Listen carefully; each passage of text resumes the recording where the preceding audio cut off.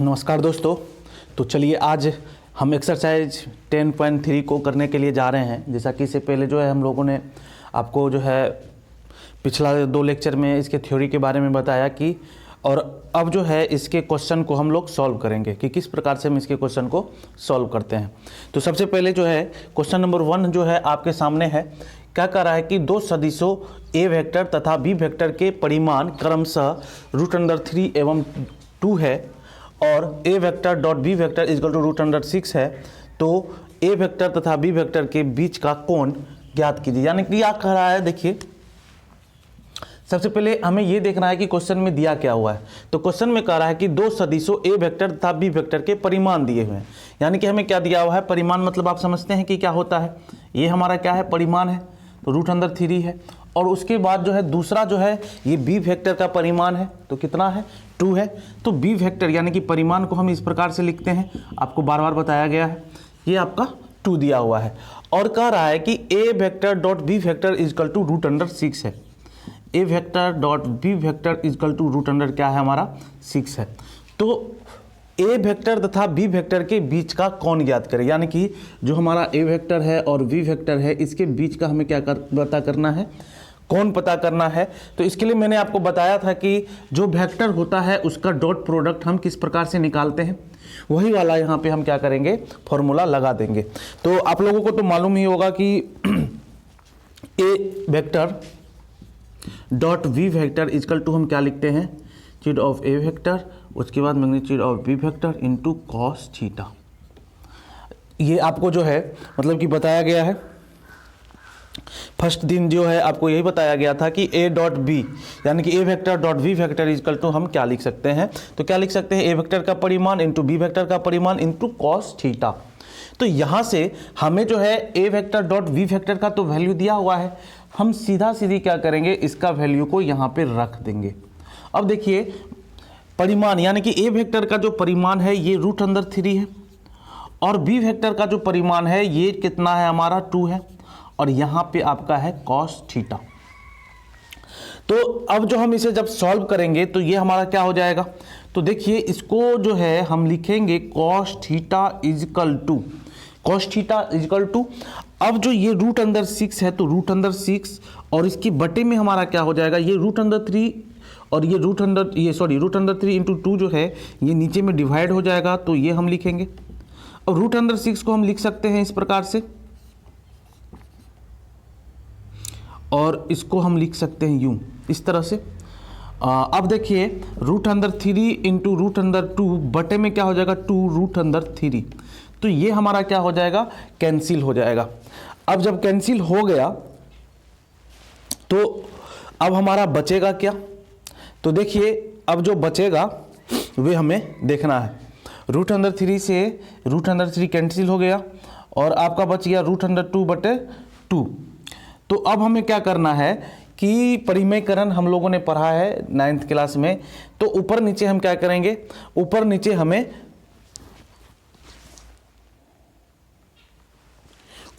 हमें क्या करना है। देखिए ये हमारा क्या हो गया, कट गया। अब हमारा ये क्या बच गया, √2/2।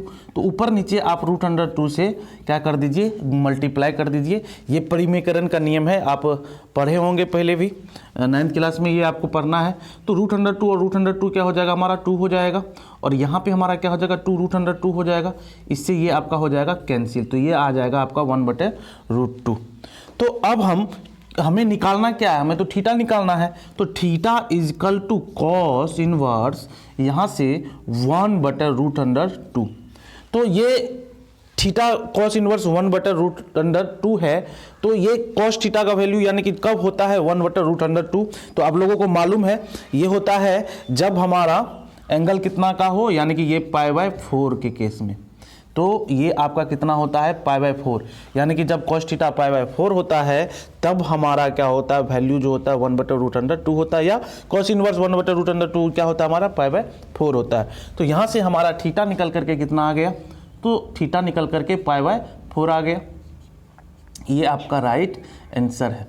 ठीक है, पाई बाय 4 हो गया, ये आपका क्या है, राइट आंसर है। और पाई का मतलब आप जानते हैं 180 डिग्री होता है, तो आप 180 से 4 से डिवाइड कर लीजिए, वो भी आंसर हो सकता है और आपका ये भी आंसर हो सकता है। तो पहला नंबर का क्वेश्चन आपने देखा किस प्रकार से हमने सॉल्व किया, पूरा फॉर्मूला पुटिंग क्वेश्चन था और एक एक करके फॉर्मूले पे रखते चले गए और आपका आंसर जा करके लास्ट में निकल गया। अब चलते हैं क्वेश्चन नंबर 2 की ओर।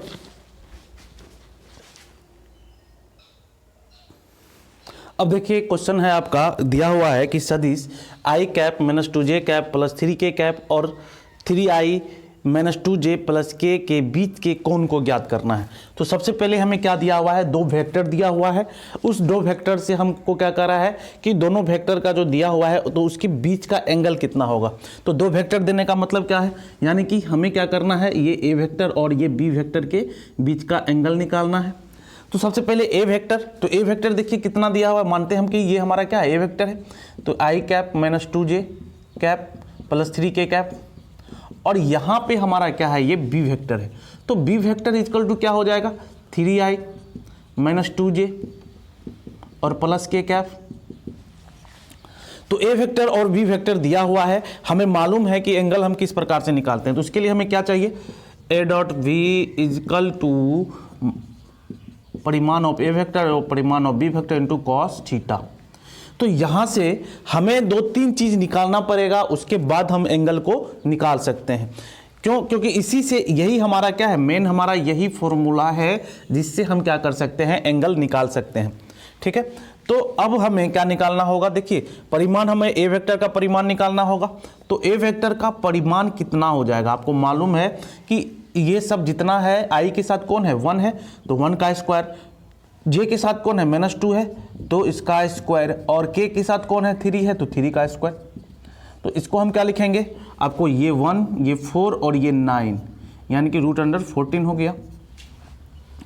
तो हमने ए वेक्टर का परिमाण निकाल लिया। अब बी वेक्टर के परिमाण को निकालते हैं, देखते हैं बी वेक्टर का परिमाण हमारा क्या आता है। तो ये बी वेक्टर है, तो इसका जो परिमाण है, तो देखते हैं ये परिमाण क्या आता है।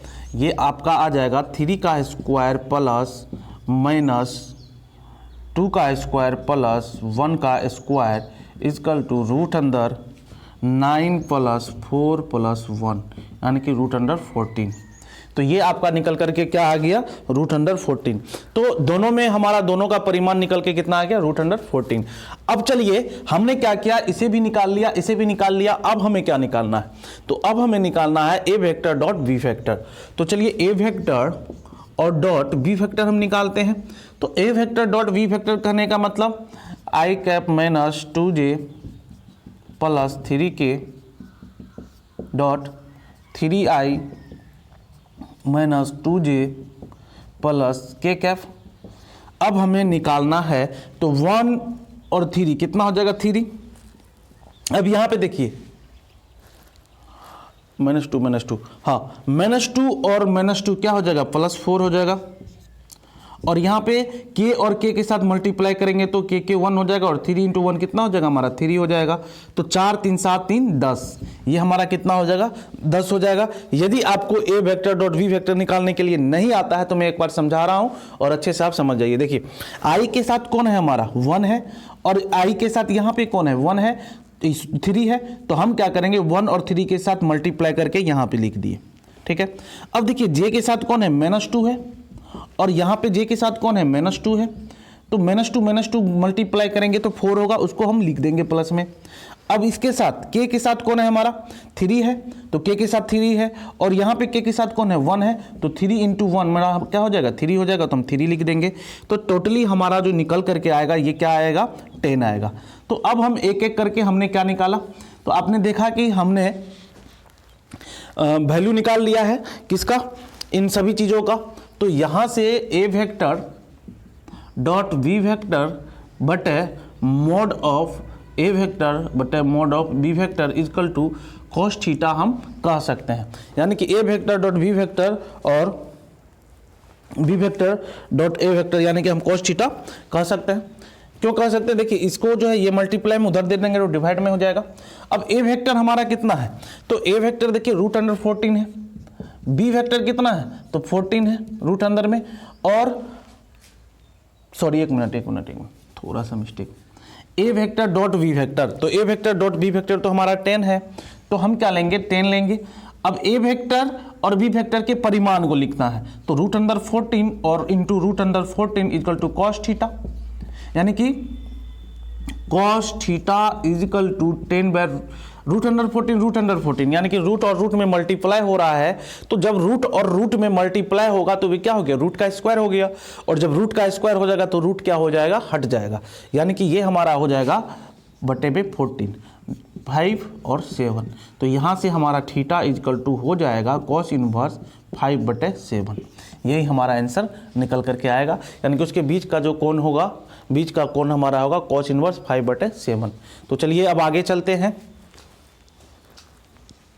तो दूसरा नंबर क्वेश्चन भी हम लोगों ने कर लिया है, और अब आगे क्वेश्चन नंबर 3 को सॉल्व करेंगे और अच्छे से समझने की कोशिश करेंगे। देखिए वेक्टर बहुत ही इजी चैप्टर है, वेक्टर 3D हुआ, आपको ये सब बहुत ही डिटर्मिनेंट हुआ, मैट्रिक्स हुआ, ये एक इजी चैप्टर है। एक एक करके आप यदि अच्छे से पढ़ते चले जाइए और थोड़ा बहुत कैलकुलस में पढ़िए तो अच्छा खासा नंबर आपको, और कैलकुलस खास करके उसमें 44 नंबर का आपके बोर्ड में रहता है, तो यदि आप कैलकुलस पूरा अच्छे से पढ़ लेते हैं तो कैलकुलस पढ़ने के बाद आपका एग्जाम में एक अच्छा स्कोर हो सकता है।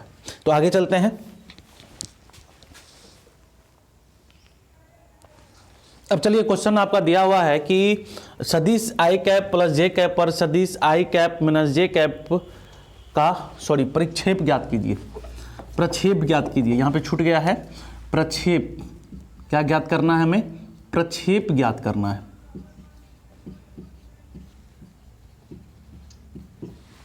ठीक है, करा सदिश आपका दिया हुआ है और ये भी दिया हुआ है।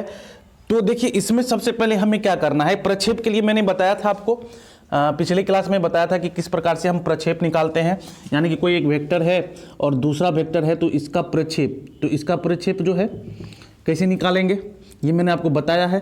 तो एक को मैंने ए वेक्टर बोला था और एक को मैंने बी वेक्टर बोला था। तो ए वेक्टर किसको कहेंगे और बी वेक्टर किसको कहेंगे, ये देखिए कह रहा है कि सदिश आई प्लस जे कैप पर सदिश, सबसे पहले तो दो वेक्टर हमारा दिया हुआ है आई कैप प्लस जे कैप, और दूसरा हमारा दिया हुआ है आई कैप माइनस जे कैप। ठीक है, सबसे पहले ये दो वेक्टर दिया हुआ है का परिक्षेप ज्ञात करें, यानी कि आई प्लस जे पर, यानी कि हमें आई प्लस जे पर जो है आई कैप माइनस जे कैप का, यानी कि इसको हम ए वेक्टर यदि कहते हैं तो इसको हम क्या कहेंगे, बी वेक्टर कहेंगे। ठीक है, तो इस बी वेक्टर पर इस ए वेक्टर का हमें क्या मालूम करना है, इस ए वेक्टर का इस बी वेक्टर पे प्रक्षेप मालूम करना है, प्रक्षेप निकालना है। तो किसका ए वेक्टर हमारा क्या है, तो ए वेक्टर हमारा क्या हो जाएगा, ये हो जाएगा। क्यों ये होगा, क्योंकि ए वेक्टर का यानी कि इसका हमें प्रक्षेप निकालना है, तो जिसका प्रक्षेप निकालना होगा वे ए वेक्टर, और जिस पर प्रक्षेप निकालना होगा वे बी वेक्टर हम मान करके चलते हैं। ठीक है, जिस पर प्रक्षेप निकालना होगा उसे हम क्या मानेंगे, बी वेक्टर मानेंगे। तो देखिए इस पर हमें क्या करना है, प्रक्षेप निकालना है सदिश I cap plus J cap पर, यानी कि आई कैप प्लस जे कैप पर हमें प्रक्षेप निकालना है सदिश I cap minus J cap का। तो जिसका निकालना है वे ए वेक्टर, जिस पर निकालना है वे बी वेक्टर हम मान के चलते हैं। तो मैंने आपको एक फॉर्मूला बताया था, बहुत अच्छा सा प्यारा सा फॉर्मूला बताया था कि किस प्रकार से हम ये प्रक्षेप निकाल सकते हैं। तो अब हम लिखेंगे सदिश आई जे पर, यानी कि ए वेक्टर का प्रक्षेप बी वेक्टर पर, या आपको मन है तो सदिश भी लिख सकते हैं इसके आगे में, सदिश ए वेक्टर का प्रक्षेप बी वेक्टर पे, तो क्या हो जाएगा हमारा, तो हमने बताया था कि ए वेक्टर और ये आपका बी वेक्टर का क्या होगा, यूनिट वेक्टर होगा, यानी कि बी वेक्टर बटे क्या हो जाएगा, ये हो जाएगा। प्रक्षेप निकालने का आसान सा तरीका आप याद रखिए, प्रक्षेप निकालने का एक आसान सा तरीका याद रखिए, जिसका निकालना है वे वेक्टर और जिस पर निकालना है उसका यूनिट वेक्टर। तो जिस पर निकालना है तो हमें बी पर निकालना है, तो बी का यूनिट वेक्टर, तो वही चीज़ तो हम यहाँ पे लिख रहे हैं ना। यूनिट वेक्टर को लिखने का तरीका मैंने आपको बताया था कि किस प्रकार से हम किसी वेक्टर का यूनिट वेक्टर यानी कि इकाई सदिश निकालते हैं, तो यही इसका इकाई सदिश है, बी वेक्टर बटा मॉड ऑफ बी वेक्टर। ठीक है, तो अब चलिए A vector dot B vector बटा मॉड ऑफ बी वेक्टर। तो ए वेक्टर हमारा क्या है, तो ए वेक्टर हमारा है आई कैप माइनस जे कैप, अब बी वेक्टर क्या होगा हमारा, तो बी वेक्टर जो है, बी वेक्टर आपका आई कैप प्लस जे कैप, और टोटल में क्या है, परिमाण ऑफ बी वेक्टर। तो बी वेक्टर का जो परिमाण है वे कितना है, तो बी वेक्टर का जब हम परिमाण निकालेंगे तो 1 का स्क्वायर प्लस 1 का स्क्वायर, तो यहाँ से ये निकल करके कितना आ जाएगा, तो देखिए आई के साथ कौन है, आई के साथ 1 है, और यहाँ भी आई के साथ 1 है, तो 1 हो जाएगा। यहाँ पे क्या हो जाएगा हमारा, प्लस -1 इंटू यहाँ पे +1, और बटे में कितना हो जाएगा, √2। तो जब हम इसे सॉल्व करेंगे तो ये आ जाएगा आपका 1, और देखिए ये +1 और -1 मिलकर के -1 हो जाएगा √2। तो 1 - 1 कट के 0 हो गया, तो हमारा ये कितना आ जाएगा, 0 आ जाएगा। यानी कि ए वेक्टर का बी वेक्टर पे कोई भी प्रक्षेप नहीं होगा, यानी कि कितना प्रक्षेप होगा, 0 प्रक्षेप होगा। ठीक है, तो सबसे सिंपल सी बात, हमें प्रक्षेप किस प्रकार से निकालना है, प्रक्षेप में ए वेक्टर कैसे मानना है, बी वेक्टर कैसे मानना है, ये फॉर्मूला कैसे निकालना है, ये चीज समझिए। सबसे पहले हमें किसका प्रक्षेप निकालना है, ए वेक्टर का, किस पे, बी वेक्टर पे, यानी कि जिसका निकालना है उसे ए वेक्टर मान लीजिए, जिस पर निकालना है उसे बी वेक्टर मान लीजिए, और ये फॉर्मूला याद रखिए, जिसका निकालना है उसका वेक्टर डॉट जिस पर निकालना है उसका यूनिट वेक्टर, यही उसका फॉर्मूला होता है, एक याद करने का सबसे अच्छा तरीका है। ठीक है, अच्छा आपको ये भी याद रखना है। तो इस प्रकार से आपका क्वेश्चन नंबर 3 भी हो गया है। आगे चलते हैं क्वेश्चन नंबर 4 की ओर।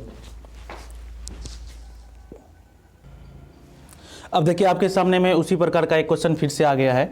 इस क्वेश्चन को हम कैसे सॉल्व करेंगे, सबसे पहले देखिए क्वेश्चन में क्या लिखा हुआ है, क्वेश्चन को लैंग्वेज को समझने का कोशिश कीजिए। तो कह रहा है कि सदिश I cap plus 3j cap plus 7k cap का सदिश 7i minus j cap plus 8k cap पर प्रक्षेप ज्ञात कीजिए। तो सिंपल सी बात है, अभी जस्ट मैंने आपको प्रक्षेप पर एक क्वेश्चन बताया, और ये भी क्वेश्चन आपका प्रक्षेप पर ही है। तो प्रक्षेप कहने का मतलब हमने क्या बोला था कि एक को बी वेक्टर और एक को ए वेक्टर मानना है, एक का ए वेक्टर और एक का बी वेक्टर।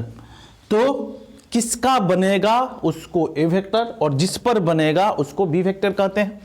तो यहाँ पे देखिए कह रहा है कि सदिश I cap plus 3j cap plus 7 cap का सदिश 7i minus j cap plus 8k cap पर, तो यहाँ पे पर लगा हुआ है, तो जहाँ पे पर लगा हुआ रहेगा वे हमारा बी वेक्टर, और जहाँ पर का लगा हुआ रहेगा वे हमारा ए वेक्टर। ठीक है ना। अब चलिए एक ट्रिक ही मैं बता दिया आपको कि जहाँ पे पर वे बी वेक्टर और जिसका वे ए वेक्टर। तो हम यहाँ पर से आराम से ए वेक्टर और बी वेक्टर को लिख सकते हैं, ये बात आप याद रखिएगा। जिसका सदिश, जिस सदिश का, तो किस सदिश का, तो देखिए का किसके साथ लगा है, इसके साथ, तो इसे ए वेक्टर लिखो plus 3j plus 7k cap, और सदिश इतना पर प्रक्षेप ज्ञात करें, तो बी वेक्टर इजकल टू क्या हो जाएगा हमारा 7i minus j cap plus 8k cap. देखिए मैं ये इसलिए बता रहा हूँ बार बार कि हो सकता है जब आप एग्जाम में जाइएगा तो जैसे पिछले क्वेश्चन में क्या था, इधर वाला a था उधर वाला b था, तो उस फॉर्मूला तो हम एक याद करके जाएंगे। फॉर्मूला हम क्या याद करके जाएंगे, फॉर्मूला तो हम ये याद करके जाएंगे, लेकिन वहां पर जाने के बाद किन शायद हम a को यदि b मान लेंगे और b को यदि हम a मान लेंगे तो यहां से तो हमारा मिस्टेक हो जाएगा। तो ये बात समझना बहुत जरूरी है कि किसे हम ए वेक्टर मानेंगे और किसे हम बी वेक्टर मानेंगे। तो सीधी सी बात है, जिसके साथ का लगा हुआ है वे हमारा ए वेक्टर, और जिसके साथ पर लगा हुआ है वे हमारा बी वेक्टर। एकदम अच्छे से याद कर लीजिए, एग्जाम में कोई भी गलती नहीं होना चाहिए। तो हमने ए वेक्टर और बी वेक्टर आपको बता दिया कि इस प्रकार से है।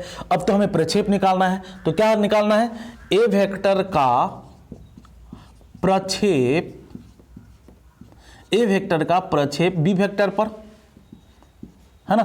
ए वेक्टर का प्रक्षेप किस पे, बी वेक्टर पे, यानी कि इस ए वेक्टर का प्रक्षेप हमें निकालना है इस बी वेक्टर पे। तो बी वेक्टर पे जब हमें प्रक्षेप निकालना है तो हमने क्या बताया, क्या होगा, ए वेक्टर और यूनिट वेक्टर किसका, बी वेक्टर का। ए वेक्टर और यूनिट वेक्टर किसका हो जाएगा, हमारा बी वेक्टर का। यानी कि A vector dot B vector बटे मोड ऑफ बी वेक्टर। तो ए वेक्टर, इसको देखिए इस तरीका से भी हम लिख सकते हैं, ए वेक्टर डॉट बी वेक्टर बटे मोड ऑफ बी वेक्टर। ठीक है ना, इस तरीका से भी लिख सकते हैं। लेकिन मैं इसलिए ये लिख रहा हूं, बार बार आपको ये दोनों चीजें लिख रहा हूं ताकि आपको याद भी हो जाए और एग्जाम में जाकर के कोई मिस्टेक आपसे ना हो। तो चलिए अब देखते हैं। तो क्या करा है कि A vector dot B vector बटा क्या हो जाएगा हमारा मॉड ऑफ बी वेक्टर। तो यहां से ए वेक्टर क्या है वहां पे लिख दो, तो I cap plus 3j cap plus 7k cap. दूसरा हमारा क्या है बी वेक्टर, तो बी वेक्टर लिखिए डॉट करके 7i माइनस जे प्लस 8k कैप, ये भी हम लिख रहे हैं। अब जो है तीसरा हमारा क्या है, तो तीसरा जो है हमें मोड ऑफ बी वेक्टर निकालना है भैया, तो आराम से आप निकाल दो। तो मोड ऑफ बी वेक्टर हमारा क्या हो जाएगा, मोड ऑफ बी वेक्टर हो जाएगा 7 का स्क्वायर प्लस माइनस 1 का स्क्वायर प्लस 8 का स्क्वायर। तो यहाँ से हम सॉल्व करेंगे तो 1 आई के साथ कौन है, दोनों जगह 1 है तो 1, उसके बाद प्लस 3 इंटू माइनस 1, यहाँ पे जे के साथ कौन है -1 है, तो यहाँ क्या लग जाएगा हमारा माइनस लग जाएगा -3। अब देखिए इस के साथ कौन है, के के साथ 7 है और 8 है, तो हमें इस दोनों को मल्टीप्लाई करना है। तो 7 × 8 = 56, हम लोग बचपन से पढ़ते आए हैं। और यहाँ पे आपका हो जाएगा 7 × 7 = 49 प्लस 1 प्लस 8 × 8 = 64। क्या हो जाएगा 7 × 7 = 49 प्लस इस प्रकार से निकल करके ये आपको आ जाएगा। ठीक है, तो अब हम इसे सॉल्व जब करेंगे तो ये हमारा कितना आएगा, तो देखिए 56 और 7 में से 3 चला गया 4, यानी कि कितना हो जाएगा ये 7 में से 3 चला गया तो हो गया 4 और 56, तो कितना हो जाएगा हमारा ये 60 हो जाएगा। और 49 × 1 = 50 और 60, तो 150 और 60 110 और 4 114, तो ये हमारा हो जाएगा 114। तो इस प्रकार से ये हमारा आंसर निकल करके आ चुका है। क्वेश्चन नंबर 4 का हमें प्रक्षेप पता करना था कि कितना प्रक्षेप होगा, तो यही हमारा कितना होगा प्रक्षेप होगा 60/√114। ठीक है, तो आपने देखा कि किस प्रकार से हमने आपको 2 टाइप का क्वेश्चन बताया है। पहला नंबर और दूसरा नंबर का जो क्वेश्चन था वहां से हमने एंगल निकालने के लिए बताया। इस 2 क्वेश्चन में हमने आपको क्या बताया, प्रक्षेप निकालने के लिए बताया। अब आगे चलते हैं और भी प्रकार के क्वेश्चन को सॉल्व करते हैं। तो क्वेश्चन नंबर 5 की ओर चलते हैं और समझते हैं आगे।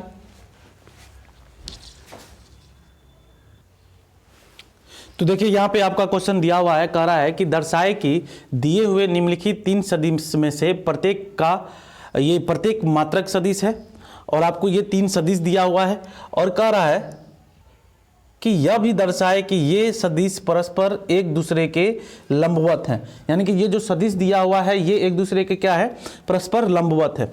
तो सबसे पहले हम ये देखेंगे कि हमारा जो वेक्टर दिया हुआ है ना, हमारा जो वेक्टर दिया हुआ है किस प्रकार से है। तो ए सदिश मान करके चलिए दिया हुआ है आपका 2i plus 3j plus 6k, जिसको हम क्या लिख सकते हैं, तो इसको हम लिख सकते हैं आपको 2/7i plus 3/7kj plus 6/7k। अब दूसरा देखिए क्या लिखा हुआ है, दूसरा हमारा बी वेक्टर दिया हुआ है। तो बी वेक्टर क्या दिया हुआ है, बी वेक्टर आपका दिया हुआ है 1/7 3i माइनस 6j और प्लस 2k कैप। तो इसको हम किस प्रकार से लिखेंगे, तो लिखेंगे 3/7i कैप, उसके बाद माइनस 6/7j कैप, उसके बाद प्लस 2/7k कैप। और तीसरा हमारा सी वेक्टर दिया हुआ है। तो सी वेक्टर क्या दिया हुआ है 1/7 6i प्लस 2j और माइनस 3k कैप। तो इसको हम किस प्रकार से लिखेंगे 6/7i cap plus 2/7j cap और माइनस 3/7k कैप। ठीक है, ये जो वेक्टर दिया हुआ है उसको हमने क्या किया, तोड़ करके लिख लिया है सबसे पहले आपके सामने। अब हमें क्या कह रहा है क्वेश्चन में कि यह दर्शाए कि यह सदिश परस्पर क्या है, ये जो है आपका मतलब कि मात्रक सदिश है, ये हमें दिखाना है। तो मात्रक सदिश कब होगा, देखिए कोई जब सदिश दिया हुआ है और उसका जब हम परिमाण निकालेंगे, ठीक है, और ये यदि उसका परिमाण यदि 1 आएगा तो वे क्या कहलाएगा, हमारा मात्रक सदिश कहलाएगा। तो अब हम यही करके देखते हैं, इसके परिमाण को निकाल करके देखते हैं। यदि ये 1 आ जाता है तो हम समझ जाएंगे कि ये हमारा क्या होगा, मात्रक सदिश होगा। तो ठीक है, चलते हैं इसे मात्रक सदिश देखते हैं। तो देखिए ये हमारा मात्रक सदिश है कि नहीं, जल्दी से करते हैं। 2/7 का स्क्वायर, उसके बाद प्लस 3/7 का स्क्वायर, उसके बाद प्लस 6/7 का स्क्वायर, ठीक है। तो अब देखिए 2 दूनी 4 बटा, तो ये हमारा हो जाएगा 4/49 प्लस 9/49 प्लस 36/49। तो देखिए 36 4 40 9 49, यानी कि हमारा कितना आ रहा है, 49/49 कट के ये हमारा हो जा रहा है 1। तो हमने देखा कि वेक्टर ए जो है हमारा, ये आपका क्या है, तो ये जो है यानी कि परिमाण, ए वेक्टर का जो परिमाण हमारा निकल के आ रहा है ए 1 आ रहा है, तो ये तो हो गया हमारा, क्या हो गया, तो ये वाला तो है मात्रक सदिश। दूसरा देखते हैं, तो दूसरे का परिमाण हम यदि निकालेंगे, तो दूसरे का जब परिमाण निकालेंगे तो इसको भी देखते हैं क्या होगा। तो 3/7 का स्क्वायर प्लस -6/7 का स्क्वायर, उसके बाद प्लस 2/7 का स्क्वायर। तो इसको सॉल्व करेंगे तो क्या हो जाएगा हमारा, ये 3 है तो 9/49 यानी कि 9/49, ये -6 है तो इसको क्या कर लिख सकते हैं 36/49, और एक हमारा कितना है 2 है तो 4/49। तो फाइनली ये हमारा क्या हो जाएगा, फाइनली ये जो हमारा हो जाएगा तो ये आ जाएगा 49/49 यानी कि ये भी हमारा हो जाएगा 1। अब तीसरा है, तो तीसरा देखिए, तीसरे वाले को जब हम निकालेंगे यानी कि सी का जब मोड निकालेंगे यानी कि परिमाण निकालेंगे, तो 6/7 का स्क्वायर प्लस 2/7 का स्क्वायर प्लस -3/7 का स्क्वायर, इसमें भी हमारा क्या आ जाएगा। तो देखिए इसको जब हम सॉल्व करेंगे तो ये हमारा हो जाएगा 36/49, उसके बाद ये क्या आ जाएगा 2 दूनी 4/49, और ये हमारा आ जाएगा 9/49। तो इस केस में भी हमारा 49/49 आया, यानी कि 1 आया। तो इसका मतलब क्या है कि सभी 1 1 1 आ रहा है, और हमें दिखाना है कि ये दिखाइए कि सदिश में से प्रत्येक मात्रक सदिश है। तो हमने दिखा दिया कि भैया ये भी मात्रक सदिश है, ये भी मात्रक सदिश है, ये भी मात्रक सदिश है। अब आपको अगला क्वेश्चन करना है, और यानी कि इसी क्वेश्चन में अगला पार्ट करना है कि ये दिखाना है कि ये सदिश परस्पर क्या है, एक दूसरे के लंबवत है। तो जो लंबवत है ये हमें पता करना है, तो लंबवत पता करेंगे। चलते हैं अब आगे। तो आप जल्दी से स्क्रीनशॉट ले लीजिए, और इसके बाद मैं आगे बता रहा हूं इसी के दूसरे पार्ट को क्वेश्चन के। अब देखिए यहां पे क्या कहा जा रहा है कि पूछा जा रहा है कि दर्शाए कि ये सभी सदिश परस्पर एक दूसरे के क्या है, लंबवत है। तो मैंने तीनों वेक्टर लिख लिया, और हमें देखना है कि ये लंबवत है कि नहीं। तो मैंने आपको थ्योरी में बताया था, थ्योरी की क्लास में, यदि A vector dot V vector equal to 0 आ जाए तो हम क्या कहेंगे कि दोनों वेक्टर हमारा क्या है, लंबवत है। जब कोई भी वेक्टर इस प्रकार से हम निकालते हैं और वे यदि 0 आ जाएगा तो वे वेक्टर एक दूसरे के क्या है, लंबवत है। तो अब हमें यह देखना है कि क्या ए वेक्टर डॉट बी वेक्टर 0 हमारा आता है। तो चलिए A vector dot B vector हम निकालते हैं। तो ए वेक्टर और बी वेक्टर यहाँ पे है, तो 2/7 इंटू 3/7, ठीक है। देखिए यहाँ प्लस है, यहाँ माइनस है, तो माइनस पहले लगा देते हैं। तो 3/7 इंटू 6/7 प्लस देखिए 6/7 इंटू 2/7, तो यहाँ से हमारा हो जाएगा 6/49 माइनस 18/49 और प्लस 12/49। तो देखिए 18 यानी कि क्या हो जाएगा 18/49 माइनस 18/49, ये कैंसिल होकर क्या आ गया, 0 आ गया। तो पहला वेक्टर तो हमने देख लिया कि पहला वेक्टर का ए डॉट बी हमारा कितना आ रहा है, 0 आ रहा है। इसका मतलब पहला जो है ए वेक्टर और बी वेक्टर एक दूसरे के परस्पर क्या है, लंबवत है। दूसरा देखते हैं बी वेक्टर और सी वेक्टर। तो यहाँ पे देखिए 3/7 आई के साथ जो है उसी को हम मल्टीप्लाई करेंगे ना, 6/7। उसके बाद यहाँ पे माइनस है तो चलिए माइनस का चिन्ह दे देते हैं, इंटू 2/7, और यहाँ भी माइनस है तो माइनस दे देते हैं, 2/7 इंटू 3/7। तो यहाँ से हमारा क्या हो जाएगा, 6×18, तो 6×18/49। यहाँ पे क्या हो जाएगा, -12/49, और यहाँ पे हमारा क्या हो जाएगा, -6/49। इसको हम क्या लिख सकते हैं, 18/49 -18/49, ये कैंसिल होकर के कितना हो जाएगा हमारा, 0 हो जाएगा। अब तीसरा हमारा क्या है, सी वेक्टर डॉट ए वेक्टर। तो सी वेक्टर डॉट ए वेक्टर है तो हम कहेंगे कि अब सी वेक्टर डॉट ए वेक्टर निकालने के लिए इस दोनों को मल्टीप्लाई कीजिए, 6/7 इंटू 2/7। उसके बाद दोनों प्लस में है तो दोनों प्लस में लिखिए, 2/7 इंटू 3/7। उसके बाद एक माइनस में एक प्लस में तो -6/7 इंटू 3/7। तो यहाँ से 6 दूनी 12, यानी कि 12/7 प्लस 6/7, सॉरी 49 होगा यहाँ पे, 6/49, और उसके बाद कितना हो जाएगा, -18/49। तो यहाँ से 12 6 18/49, और ये क्या हो जाएगा, 18/49 हो जाएगा। तो दोनों हमारा क्या हो जाएगा, कैंसिल हो जाएगा, निकल करके कितना आ जाएगा, 0 आ जाएगा। तो परस्पर हम देख रहे हैं कि हमने जो A vector dot V vector निकाला, B vector dot C vector निकाला और C vector dot A vector निकाला, तो ये सभी का सभी हमारा क्या हो रहा है, 0 हो रहा है। तो इसका मतलब कि ये जो वेक्टर है एक दूसरे के परस्पर क्या है, लंबवत है, ये भी हमने दिखा दिया। तो इस क्वेश्चन में यही 2 पार्ट था और टोटली हमारा क्या हो गया, कंप्लीट हो गया। तो आज तक के लिए इतना ही, क्वेश्चन नंबर 5 तक मैंने आपको बताया है, और अगले क्लास में कोशिश करूंगा कि टोटल जो है आपका जो भी क्वेश्चन बचा हुआ है वह कंप्लीट कर दूं। तो तब तक के लिए गुड बाय। आप यदि हमारे चैनल पे नए हैं तो चैनल को सब्सक्राइब जरूर कर दीजिएगा और लाइक और शेयर जरूर कीजिएगा। Thank you.